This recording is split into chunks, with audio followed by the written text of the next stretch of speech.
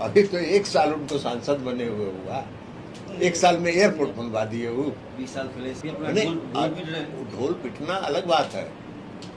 4 बार नीतीश कुमार जी मुख्यमंत्री के रूप में पूर्णिया आके और वो एक एक जमीन को चिन्हित करके उन्होंने इसको किया।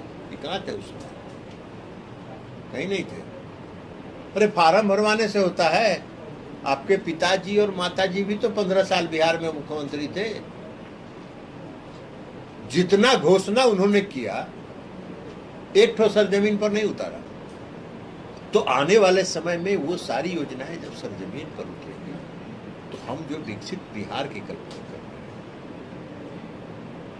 जो हम विकसित बिहार की सोच रखते हैं, उसको हाँ होगा। इसके अलावा महिलाओं के लिए जो अभी उन्होंने कार्यक्रम किया, अब ये लोग तो बहुत लोग हैं जो फार्म भरवा रहे हैं। दिल्ली अभी दूर है, सत्ता नहीं मिला है, फार्म भरवा रहे हैं। अरे फार्म भरवाने से होता है। आपके पिताजी और माताजी भी तो 15 साल बिहार में मुख्यमंत्री थे। जितना घोषणा उन्होंने किया, एक ठो सरजमीन पर नहीं उतारा। हम लोग भी उस समय राजनीति में थे, लालू जी के साथ ही समकक्ष राजनीति में थे। उनकी सोच ही अलग थी। वो सोचते थे कि विकास हो जाएगा, रोड बन जाएगा तो हमारा वोट के देगा। ये उनकी सोच थी। बिजली आएगा तो बिजली जलेगा तो फिर हमको वोट कौन देगा? तो जिस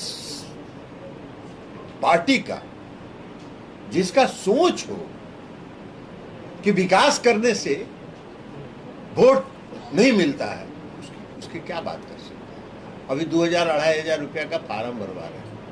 अरे फार्म भरवा रहे, नीतीश कुमार जी ने 2,70,00,000 परिवार की के हर परिवार की एक महिला को 10,000 रुपया उन्होंने कहा कि हम देंगे रोजगार करने।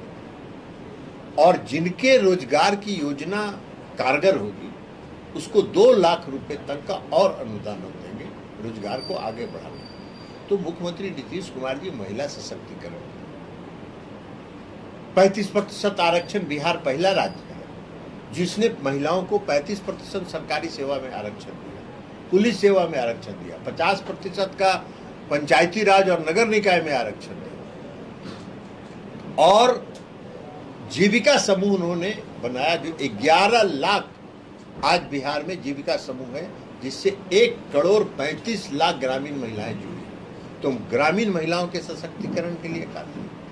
तो ये सारा काम जो किया, और दोनों विकास पुरुष यहाँ आ रहे हैं 15 को, और उसके लिए हम लोग जगह जगह कार्यकर्ता बैठक कर रहे हैं। और जगह जगह कार्यकर्ता बैठक करके कार्यकर्ताओं में उत्साह भर रहे हैं। वैसे कार्यकर्ता काफ़ी उत्साहित है।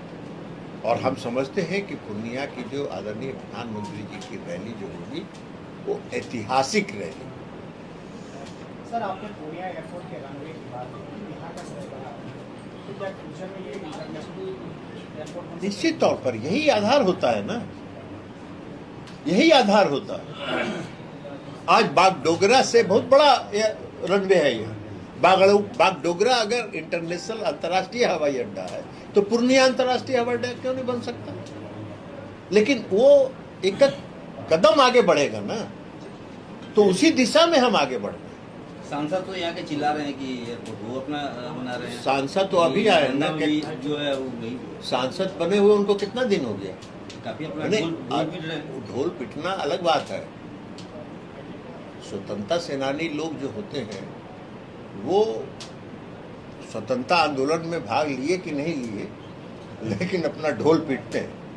अभी तो 1 साल उनको सांसद बने हुए हुआ, 1 साल में एयरपोर्ट बनवा दिए वो। 20 साल पहले से तैयारी चली थी तो क्यों नहीं बना? तो और 20 साल पहले से जमीन अधिग्रहण का मामला था, एयरफोर्स का कोर्ट में था, कोर्ट में मामला था। उनको क्या ज्ञान है? अगर कुछ ज्ञान रहेगा तब ना। जब ज्ञान नहीं है और खुद को ज्ञान का भंडार मान रहे हैं, सरकार किसकी है केंद्र? तो उनका कौन पूछ रहा है? उनको सरकार बिहार केंद्र में में किसकी सरकार किसकी सरकार है? तेजस्वी जी की सरकार है, राहुल गांधी की सरकार है। चलो। संजय तो लगे हुए थे। इसलिए ये सब बेकार है। ढोल पीटना अलग बात है, सच्चाई अलग बात है। आप सब पत्रकार हैं, आप सबको मालूम है कि उसका इतिहास क्या है। 4 बार नीतीश कुमार जी मुख्यमंत्री के रूप में पूर्णिया आके और वो एक एक जमीन को चिन्हित करके उन्होंने इसको किया। ये कहाँ थे उस समय? कहीं नहीं थे। तो इसलिए अलग बात है, वो बोलते रहते हैं, वो बोलते रहे, उससे कोई मतलब नहीं। सर, उपराष्ट्रपति के शपथ ग्रहण समारोह में राहुल गांधी नहीं आए। अभी तो होने वाला है। नहीं वो जाने, उनका काम है। उपराष्ट्रपति देश का उपराष्ट्रपति होता है। अब देश का उपराष्ट्रपति होता है, चुनाव लड़ना अलग बात है।